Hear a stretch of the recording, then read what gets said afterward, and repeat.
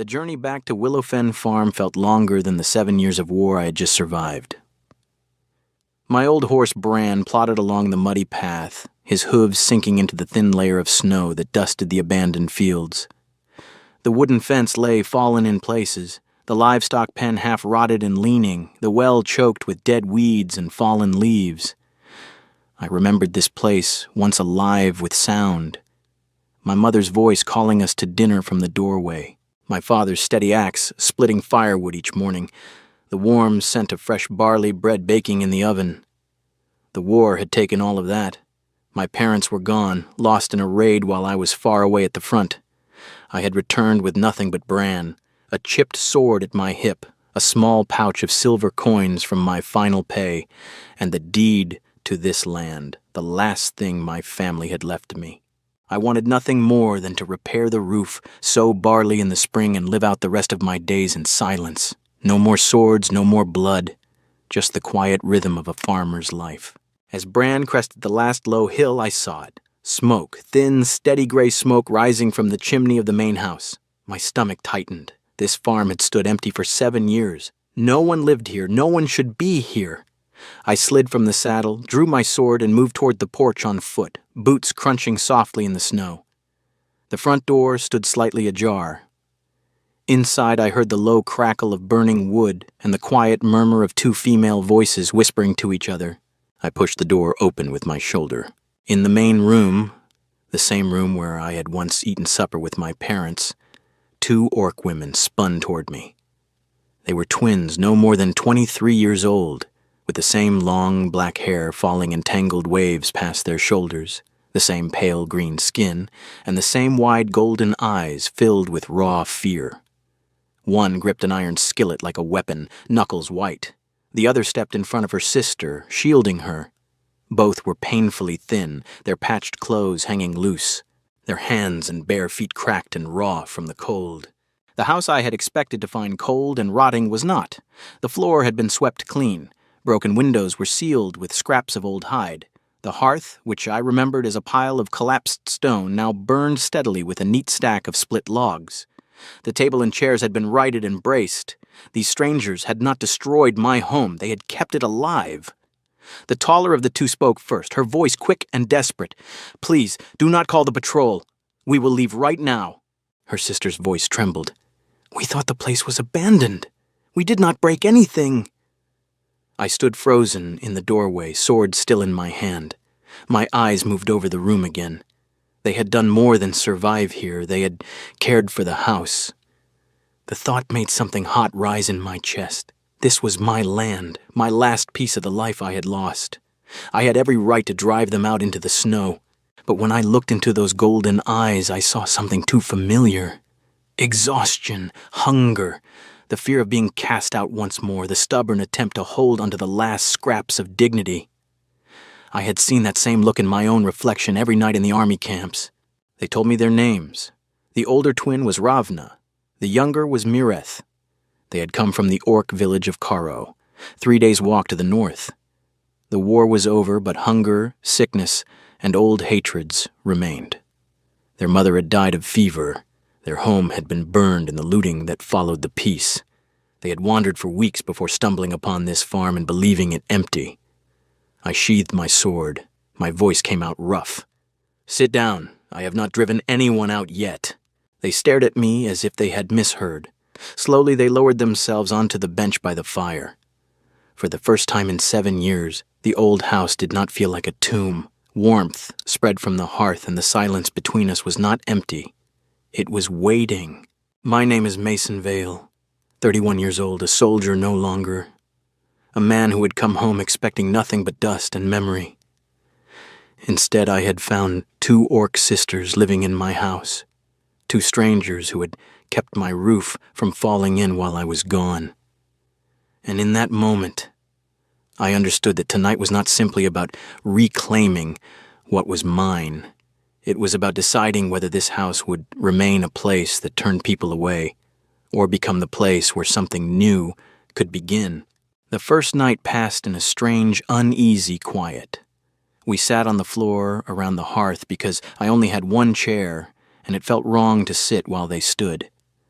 I divided what little food I had left, half a loaf of hard bread and a small piece of salted meat I had carried from the last supply stop on the road. Ravna took her share with both hands as if it might vanish if she moved too quickly. She ate slowly, chewing each bite like it was something precious. Mireth broke her portion in half and wrapped the rest carefully in a clean scrap of cloth she pulled from her pocket. I watched her. "What are you saving it for?" She looked down at the cloth. "Habit," she said softly. "You never know if there will be food tomorrow." Her words landed heavy between us. I had no answer. I had spent 7 years learning that tomorrow was never promised, but hearing it from someone else, someone who had already lost everything, made the truth feel sharper. I set the rules then because I needed to hear them out loud as much as they did. "This is my house," I said. "It belonged to my parents. It is the only thing I have left. I will not be lied to. I will not be stolen from, and I will not be dragged into any trouble that follows you. If you stay, even for one night, everything must be honest." Ravna met my eyes without flinching. "We understand. We will work. I can mend roofs and mend fences. I learned how when our village had nothing left." Mireth nodded. "I know gardens. I know herbs. I can care for animals that are sick or hurt." I looked at the hearth they had kept burning, at the floor they had swept, at the broken window they had sealed with old hides. They had already proven they were not idle. I believed them. The next morning, I took them outside to see the full ruin of Willowfen. The barn sagged in one corner, its roof half gone, the hayloft leaked, the well was thick with dead leaves and mud, the north fence had been torn apart by wild boars. The fields lay frozen and empty under a thin crust of snow. I had told myself I could fix it all alone. Standing there with 2 orc sisters beside me, the task suddenly looked impossible. Ravna walked straight to the barn without being asked. She picked up my father's old hammer from where it lay, rusting on the ground, and tested the weight in her hand. Then she began prying loose the broken beams, saving every nail she could straighten. She worked with the steady rhythm of someone who had done this many times before. When I asked who taught her, she answered without looking up. "When your house is poor, anything that breaks and is not fixed will kill you when winter comes." I could not argue with that. While Ravna repaired the barn frame, Mireth moved to the paddock where Bran stood shivering. My old horse had grown worse on the long journey home. His coat was dull, his breathing labored, and he had barely touched the handful of oats I gave him last night. Mireth approached him slowly, speaking in low, orcish words that sounded strangely gentle. She checked his teeth, ran her hands down his legs, pressed her ear to his chest. Then she disappeared into the woods for a short time and returned with a handful of bitter leaves and some dried stalks I did not recognize.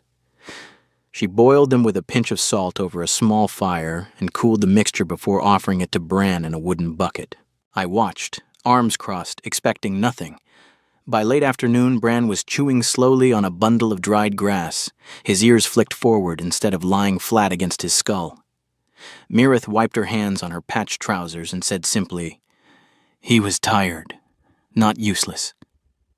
The words struck me harder than they should have. She could have been speaking about herself, or her sister, or me. That evening I made the offer. "You can stay in the back room," I told them. "It is small, but it has a door and a window. You eat with me. In return, we work the farm together through the winter. No wages yet, I have nothing to pay, but you will have food and shelter, and a share of whatever we grow when spring comes." Ravna studied me for a long moment. "You are not afraid the village will talk? A man living with 2 orc women?" I gave a short laugh that sounded tired even to my own ears. I just spent 7 years listening to men scream and die on battlefields. The gossip of a few villagers does not frighten me yet. But I knew the fear would come. It always did. The days that followed settled into a new rhythm I had not expected.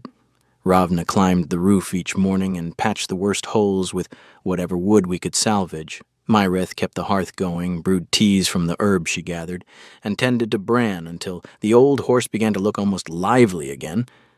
I split firewood, hauled stones to rebuild the well wall, and dragged the broken sections of fence back into place. At night we sat at the same table. We spoke little, but the silence was no longer empty. It was filled with the sound of 3 people breathing under the same roof. One evening, Ravna set a newly repaired door hinge on the table in front of me. Mireth placed a bowl of thin but hot soup beside it.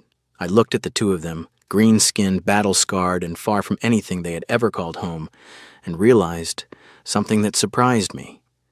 They were strangers in my house, yet somehow their presence made these old walls feel more like a home than they had since the day I left for war. I did not say it aloud, not yet, but I felt it settle deep in my chest, warm and uncertain, like the first real fire we had kept burning all night long. 2 weeks passed in a fragile kind of peace. The farm slowly began to breathe again under our combined efforts. I had put off going into the village for as long as I could, but we were running low on salt, lamp oil, and seed for the coming spring. So one crisp morning, I saddled Bran and rode into Brackenwell. The moment I stepped into the market square, people recognized me. "Mason Vale," an old man called out. "You're back from the war, then?" Others nodded, some with cautious smiles, others with wary eyes. At first the greetings were simple. They asked how I was, whether I'd seen this battle or that. But when I bought extra portions, enough cloth for 3 more herbs, larger sacks of grain, their expressions changed. I could feel the questions forming behind their polite words. By the time I returned to the farm that afternoon, the first whispers had already begun. A few days later, I noticed people lingering near the edge of our land, watching from the road. They saw Ravna carrying heavy bundles of firewood on her strong shoulders. They saw Mireth hanging washed cloths by the well, her green skin unmistakable even from a distance. The rumor spread like wildfire through dry grass. "Mason's taken in orc women. He's living with 2 of them. After everything the orcs did during the war, perhaps he was never truly on our side." I tried to ignore it. I had faced worse things on the battlefield. But Ravna heard the whispers when she went to the stream to fetch water one afternoon. She returned with a face like stone, her golden eyes hard. That night, after we had eaten, she spoke. "We should leave." Mireth looked down at her hands but said nothing. I set my spoon down slowly. "Leave for where?" Ravna stared into the fire. "Anywhere.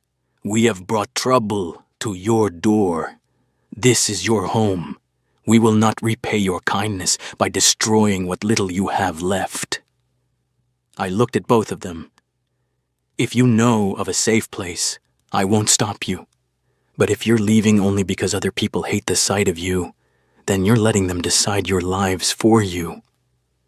Ravna was quiet for a long time. She was not used to anyone fighting to keep her around. The biggest threat, however, came from the west. Harlan Crow owned the large farm that bordered my land. He had tried to buy Willowfen for a pittance while I was away at war. Now that I had returned, his plan had failed.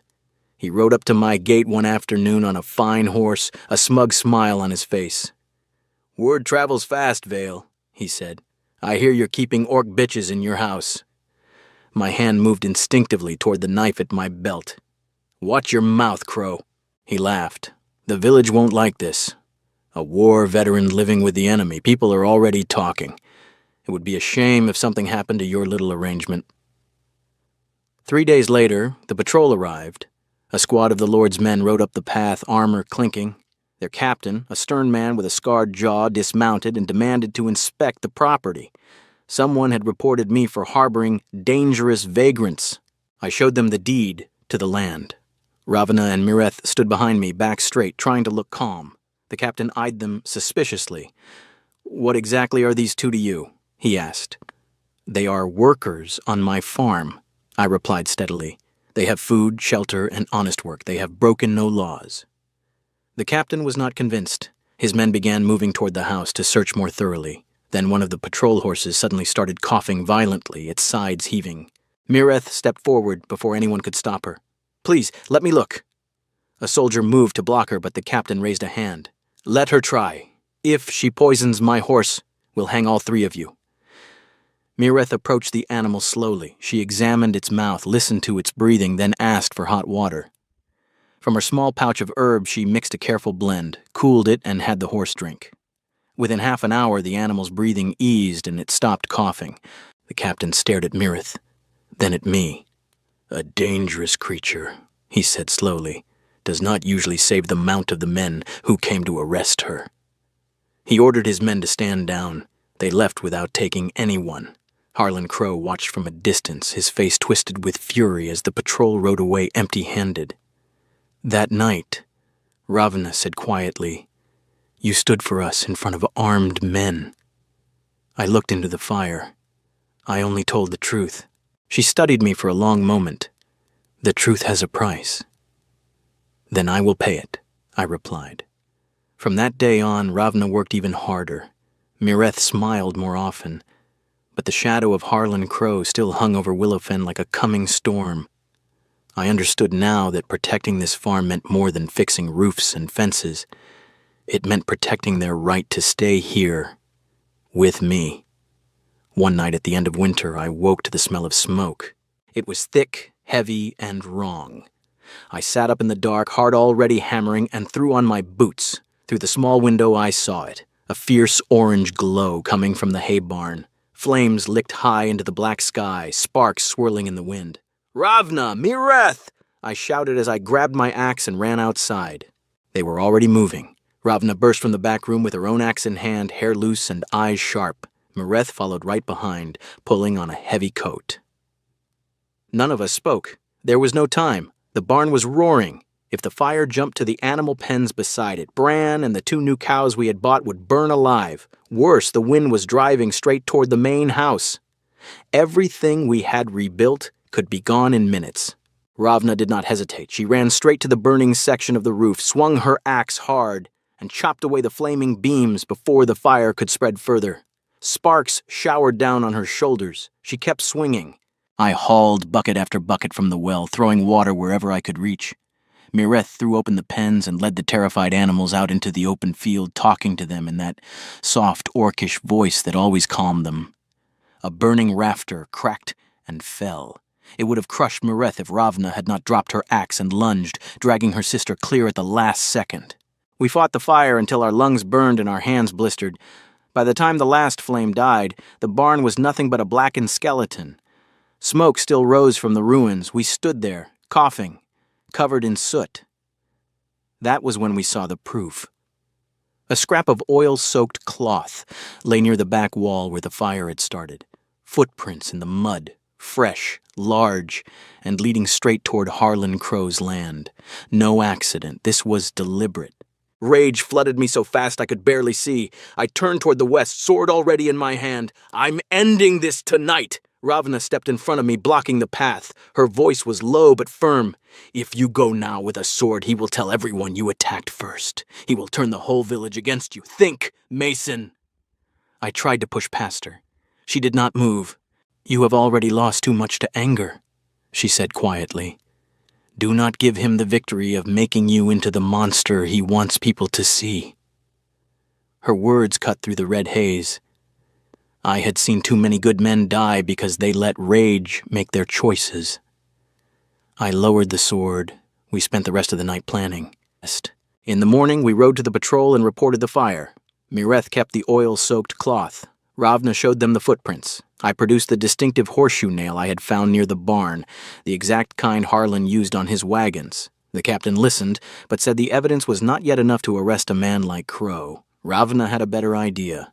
That afternoon, we let it be known around the village that we still had several sacks of valuable seed grain stored inside the ruined barn. Seed we could not afford to lose before spring planting. We made sure the rumor reached Harlan's hired hands. We waited in the dark that night, hidden among the trees. Just after midnight, 2 men crept toward the barn carrying oil and torches. They were Harlan's. We let them get close enough to pour the oil. The moment they struck Flint, Ravna and I stepped out of the shadows. I took one down with the flat of my sword. Ravna pinned the other against the ground with her axe at his throat. Mireth blew a sharp blast on the signal horn we had hidden earlier. The patrol, who had been waiting nearby, came riding in. The 2 men broke quickly under questioning. They admitted Harlan had paid them to burn us out so he could buy the land cheap once we were forced to leave. This time, there was no escape for Harlan Crow. The captain arrested him on the spot for arson and attempted destruction of property. Word spread through the village by sunrise. The same people who had whispered about us now fell silent when they saw Harlan being led away in chains. That night, the three of us sat on the cold ground beside the ashes of the barn. The stars were sharp overhead. A small cooking fire crackled between us, the only light we had left. I stared into the embers. If you two had not been here, I would have lost the entire farm tonight. Mireth poked the fire with a stick. If you had not opened the door that first night, we would have frozen to death in the snow. Ravna looked at the blackened ruins, then at the main house behind us, still standing, still warm. Her voice was quiet. Maybe we are saving the same thing. I glanced at her. What thing? She met my eyes across the fire. A home. The word settled over us like the first soft snow of winter, gentle, unexpected, and strangely right. For the first time since I had come home from the war, the farm did not feel like something I was fighting to keep. It felt like something we were building together. After the Harlan incident, the village began to look at us differently. Not everyone welcomed the change. Some still crossed the road when they saw Ravna or Mireth coming. But the sharpest voices grew quieter. A few of the poorer families started leaving small gifts at our gate, bundles of dry hay, a sack of nails, rough-cut planks, even a small pouch of barley seed. One morning the patrol captain rode by alone. He stopped long enough to say, "That orc girl of yours, the quiet one, knows more about horses than half my men. She's worth more to this village than you realize." Mireth blushed when I told her. Ravna only nodded once, but I caught the faint curve at the corner of her mouth. Spring arrived with soft rain and longer days. The farm woke up around us. I broke the earth with the old plow while Ravna rebuilt the barn stronger than it had ever been, using every scrap of salvaged wood and new beams we could afford. Mireth turned the garden plot behind the house into a living pharmacy, rows of healing herbs, early vegetables, and sweet clover for the animals. She tended the cows with gentle hands and taught Bran to accept a new bridle without fear. The house itself slowly became whole again. The roof no longer leaked. The windows had real glass panes, the hearth burned clean and steady, and the back room was now a proper bedroom for the twins. What had once been a place for three strangers slowly turned into something that felt like home. I found myself watching Ravna more and more. She spoke little, but she was always there, shoulder to shoulder with me when the work was hardest. One gray evening we were repairing the last stretch of north fence under a sudden spring downpour. Rain streamed off her black hair and ran down the pale green of her arms. We were soaked through, but neither of us wanted to stop. She drove another stake into the ground and asked without looking at me, "Do you ever regret not driving us out that first night?" I paused, hammer raised. Yes. She went still. I continued. "I regret how long it took me to come home and find you two." Ravna turned her head. Raindrops clung to her lashes. For a moment the only sound was water hitting the fresh wood. Then she looked away, but the tips of her ears had darkened to a deeper green. Mireth noticed everything. She began leaving two bowls side by side at the table. She invented reasons to send Ravna and me out together to check the far fields. Sometimes she would suddenly remember she had urgent work in the barn and disappear for hours, leaving the two of us alone, when Ravna scolded her in quiet Orcish. Mireth only laughed and said, "You can fix any roof in the world, sister, but you still can't hide how your face changes when he looks at you." I heard that one evening and nearly dropped the water bucket I was carrying. The confession came on the first warm night of early summer. I asked Ravna to walk with me to the low hill behind the house. From the top we could see the whole farm spread out below us, golden fields beginning to green, the new barn standing solid, smoke rising straight from the chimney into a sky turning pink and gold. Willowfen looked alive again. I took a breath. When I came home from the war, I thought this farm was the last thing I had left. I was wrong. The farm didn't save me. You and Mireth did. Ravna stood very still, staring at the fields. I kept going. Mireth is family now, but you're the reason I want to put the sword down for good and build something here, with you. She was quiet for so long, I began to worry I had said too much. Then she turned to me. Her golden eyes caught the last light of the sun. "I used to believe that anyone who came back from that war only carried death with them," she said. "But you opened your door when you had every right to slam it shut. You gave us a chance when the whole world wanted us gone." She lifted her hand and placed it flat against my chest, right over my heart. "If you want to build a life here, I will stay. With you." I covered her hand with mine. No grand promises, no long speeches. Just the simple, steady warmth of her palm against my shirt and the certainty that neither of us was letting go. 1 year later, Willowfen had become something the village spoke of with a mixture of wonder and respect. People and orcs worked the harvest side by side. Mirith's small healing garden had grown into the place where every sick animal in the district was brought. Ravna ran the storehouse and could repair anything that broke faster than any carpenter in Brackenwell. I took in a handful of other old soldiers who had nowhere else to go and taught them the quiet work of farming instead of fighting. The villagers had started calling us the Willowfen family. Not Mason's farm, not the Orc Sisters' shelter, ours. The story had begun the day I rode home from war and found 2 orc girls living in the house I thought was empty. I had believed they were the last trouble I would ever face. Instead, they had kept the fire burning in a dead hearth. They had patched the roof when I had nothing left but exhaustion. They had saved the livestock, saved the barn, saved the land, and saved the part of me that the war had almost killed. I had come back to Willowfen searching for what I had lost. What I found was something I had never dared to hope for: a new family. A gentle orc sister who could heal any wounded creature with her quiet hands. And a strong, silent orc woman who had taught me that the bravest thing a man can do is lay down his sword and choose to build a life with the very people the world once told him to hate.